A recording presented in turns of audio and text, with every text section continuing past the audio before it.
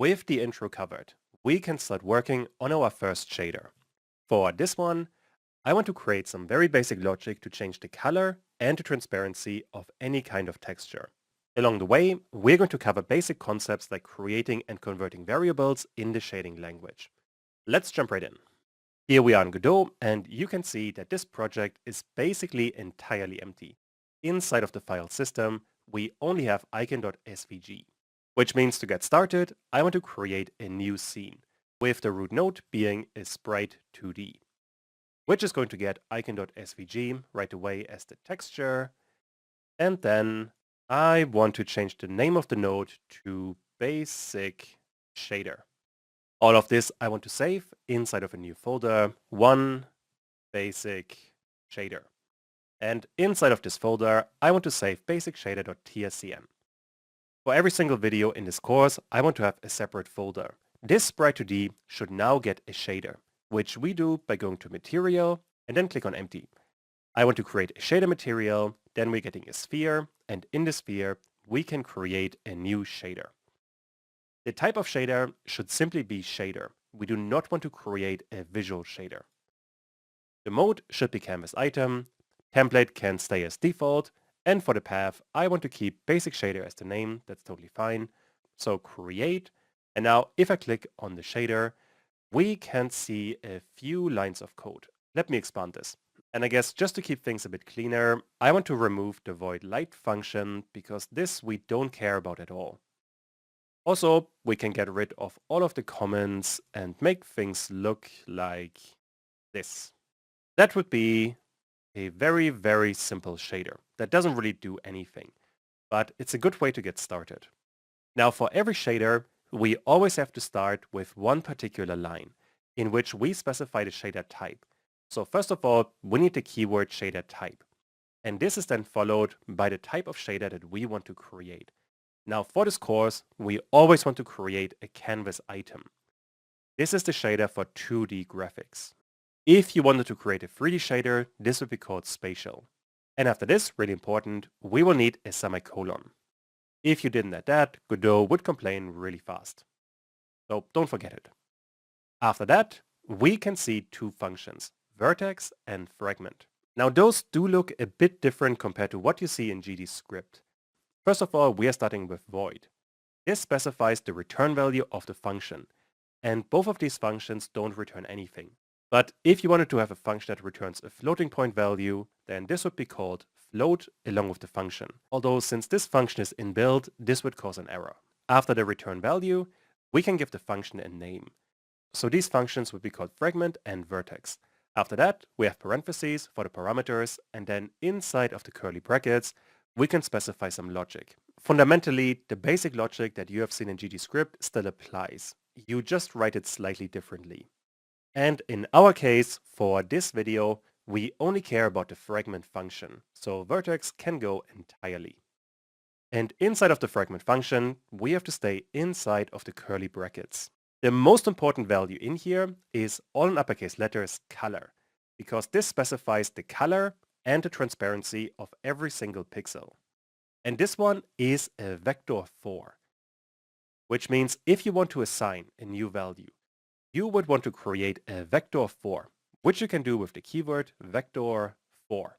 And if you then type parentheses, you get a whole bunch of options in terms of how you can fill this vector with values. For example, if you want to have the same value for R, G, B, and A, you could simply type in one value, and this one will be assigned to all of the values inside of the vector. Meaning with 1.0, we're getting a pure white and no transparency whatsoever. Or in other words, for this vector, we have 4 values that are all the same. You could also create a local variable inside of this function, for which, first of all, you would need the data type. Let's say I wanted to create a vector 3 for the color. Then you need the equal sign to actually give it a value, which I want to be a vector 3 as well.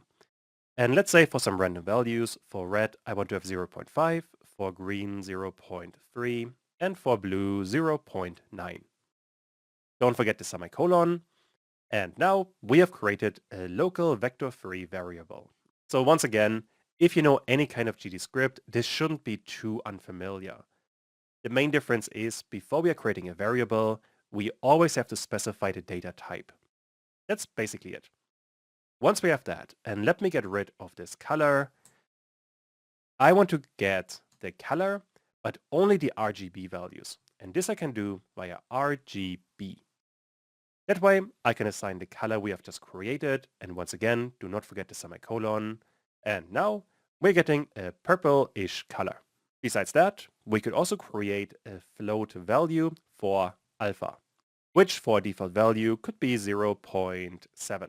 And this value I want to assign to color.a, which means this is going to get alpha with the semicolon, and then we are getting some transparency. Although this is very hard to see, but if I change this to 0.1 and save the entire thing, it becomes much more difficult to see.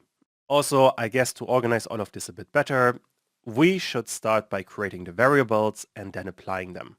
Now there's one thing you really want to keep in mind, and that is the data types in the shading language are much stricter than in GDScript.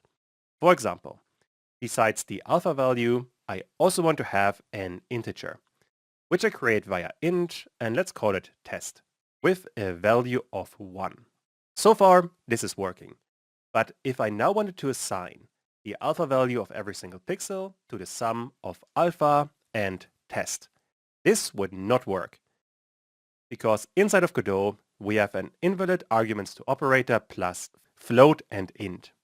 Or in other words, we cannot add an integer to a floating point value. If you really had to do this kind of operation, you would have to use the float operator, which means we want to assign test as an argument to the float function. And then all of this is going to work. The result is going to be full transparency because color.a caps out at a value of 1, and the sum of alpha and test is going to be 1.1. So this isn't going to be exactly visible, but I think you get the idea. The really important thing to take away is that when you're doing any kind of data type operation inside of the shading language, you have to be really careful about the data type. Although once you get used to it, it becomes fairly straightforward. Now, before we are finishing this video, there's one more short thing that I do want to do. So far, we have only created local variables, but you can also create global ones.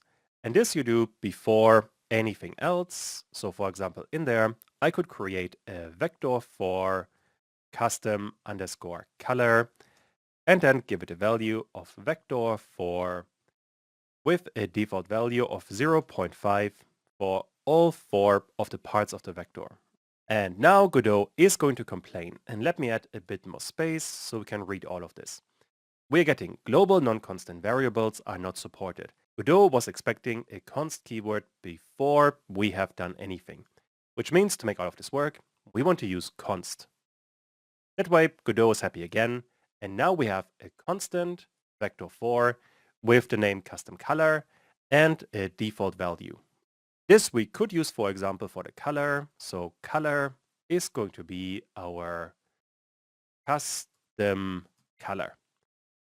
If I now add semicolon, we're getting a different color along with a much lower alpha value. And effectively, we are overwriting what we have done earlier.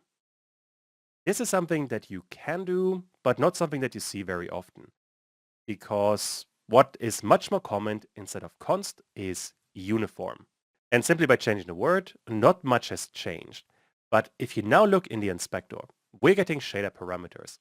And in there, we can specify a default value for all 4 parts of the vector. And if I expand all of this just a bit, you can see that we're getting 0.5, exactly what we have specified here. Via uniform, we are essentially exporting the variable, meaning we can access it inside of the inspector, and we could also change it inside of GDScript, something we will cover later on in this course. Although this for color really isn't ideal. What I would rather want is some kind of color wheel. And for that, for this kind of vector, we can give Godot a hint. Let me get rid of the default vector 4. And instead, I want to use a colon. The hint I want to give for this one is source color. After which, you do not want to forget the semicolon. And now, if you look inside of the inspector, for the custom color, we're getting a color wheel that by default is entirely black, which means all of the values besides alpha are 0. To customize them a bit more, we are still able to set a vector 4 for the default value. To keep with the same value as before, let's go with 0.5. If I now save all of this, we can reset the value, and then if you open it, we are getting 50% for every single value. But this we could change. Let me pick a yellowish color with very low transparency, something like this. And then you can see the result right away. For the source color, we could either specify a vector 4 or a vector 3. And I guess for the color, I only want to have a vector 3. And this, further down the line, for the color, we also have to update because now we only want to update color.rgb. Besides that, another thing that you see very often is a uniform float. Let's call this one custom_alpha with a hint range, where we can set a start value, an end value, and a step size. The step size is optional. I usually don't add this part. And after that, we can set a default value with 1.0 for this one. After that, in the inspector, besides the custom color, we're getting custom alpha. And to use this value, for this color A, I want to use the custom alpha value. And that way, via the inspector, I can toggle the transparency really well. And that way, we have covered some really basic concepts inside of the shading language. We have covered global and local variables, along with how to apply them to the actual shader. With the basics out of the way, we can talk about two more really important topics, UVs and textures. UVs simply give you the position of a fragment inside of a shader. Effectively, we are getting a grid that looks like this. In the top left, we have the origin point, so this point is 0 and 0. And in the bottom right, we have position 1 and 1. And this is the size of the grid regardless of the size of the texture. The coordinate system we are currently looking at is basically a square, meaning x and y are pretty much the same size.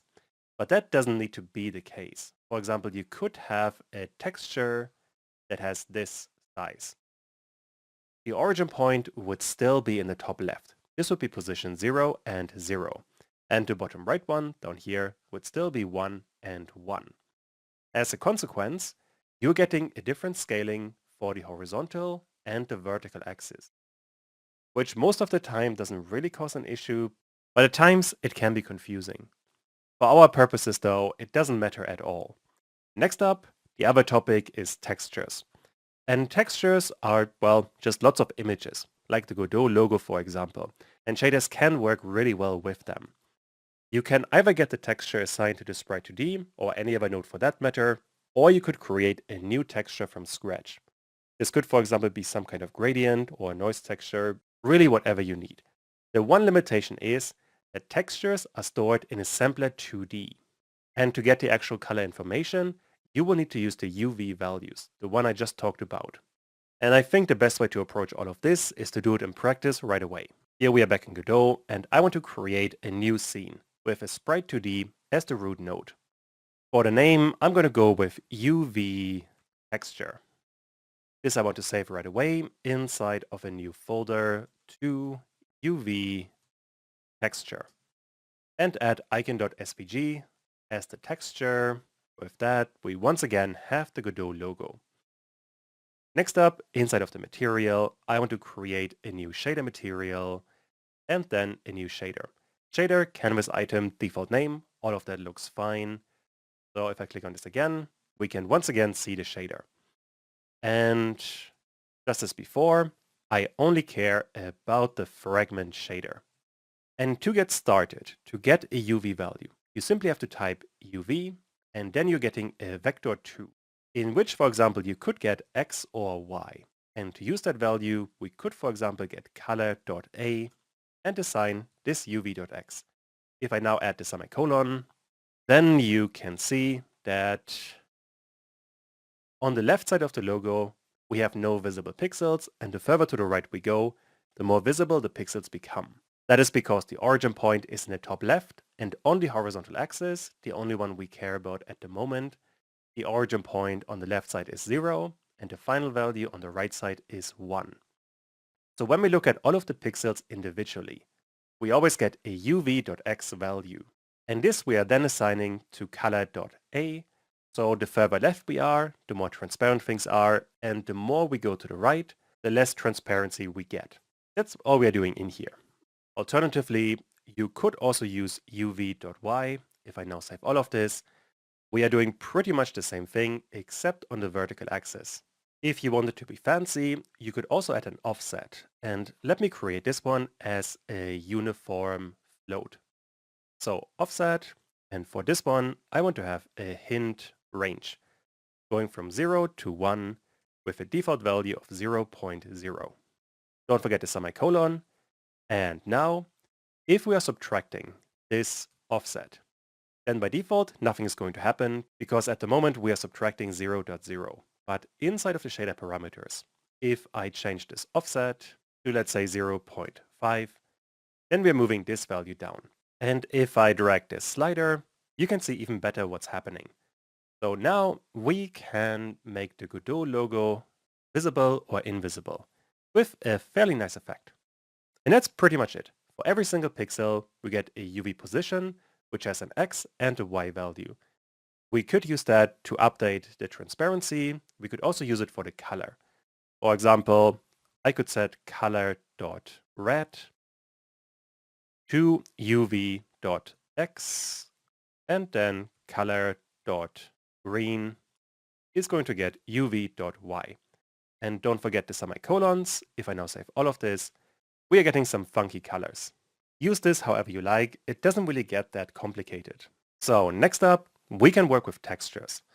And to make all of this more visible, I am going to comment out these two values so we can see the original Godot logo again.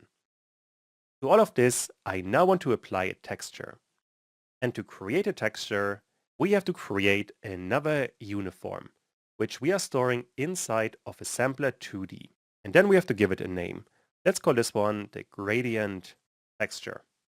Then the semicolon once again. And now, if you look on the right, there we have a gradient texture. And if we click on empty, we can assign some kind of texture. The one I want to assign is a new gradient texture 2D. Click on that, and then you can click on the thing again, and now we have a gradient texture. Let me update it just a bit to give it some more interesting values, although it doesn't really matter what you give it. So let's go with green and a bluish color, something like so. So we get something a bit more interesting. With that, we have a texture inside of the shader. But this we couldn't use right away.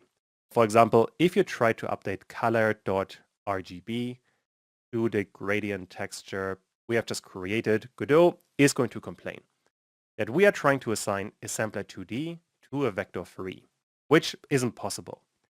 To actually get the color values from this texture, we have to use another function, which is going to return a vector 4, which means I want to create a vector 4, and let's call this gradient underscore color.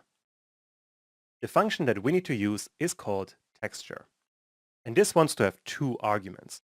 Number one is a sampler, the one that we have just created, gradient texture. Besides that, it wants to have a UV. Let me expand all of this so you can see that we need to have a vector 2 coordinates, which in our case is simply going to be the UV coordinates. And with that, we are getting a gradient color vector 4, which we could use right away to assign to the color. So let me remove RGB. Then we are getting the vector. And this also updates in real time, which means I can change these values, and all of this works really well. I guess to be a bit more elegant, I only want to update color.rgb and then get gradient color.rgb as well. That way, we keep the original alpha value from the uv.y values, meaning we can still animate the offset, and that is a pretty nice effect.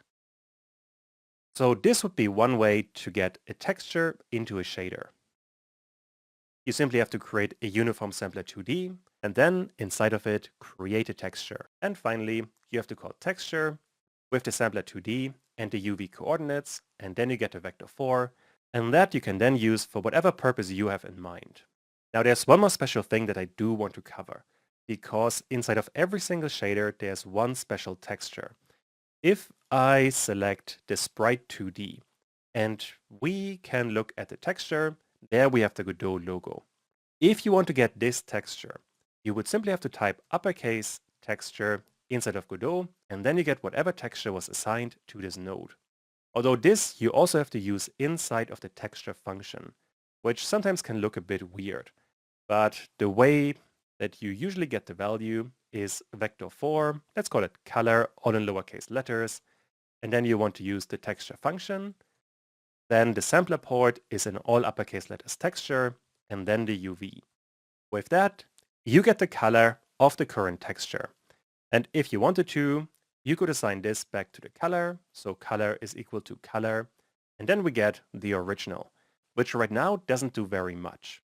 But this sometimes can be incredibly useful. For example, in this case, if we keep the original gradient, then we have sharp corners.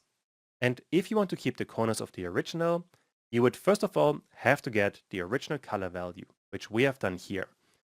Although for this one, if you want to keep the rounded corners, we only care about the alpha values. So let me rename this thing. I want to get the float original alpha. And then from the texture, we're getting a vector 4, but from this right away, we only want to get the alpha value. After that, for the color, we don't want to update all of it. We only want to update the alpha value and set it to the original alpha. And with that, we are keeping the original corners.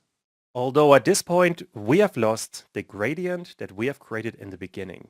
To keep this value, you can simply cut out these values and then multiply them with the original alpha. Also make sure that you are deleting color.a. This one shouldn't be there anymore. And now we're getting both, where we have rounded corners in the bottom, and at the top, we have the nice gradient effect that also can still be animated. So this is working really well. And I suppose, just to explain, via this value, we are getting the gradient. And then we are multiplying it with the original alpha values. And since in the corner, these values were 0, whatever we are doing inside of this original gradient doesn't matter. Since we are multiplying it with 0, the end value will always become 0, meaning we're getting a rounded corner.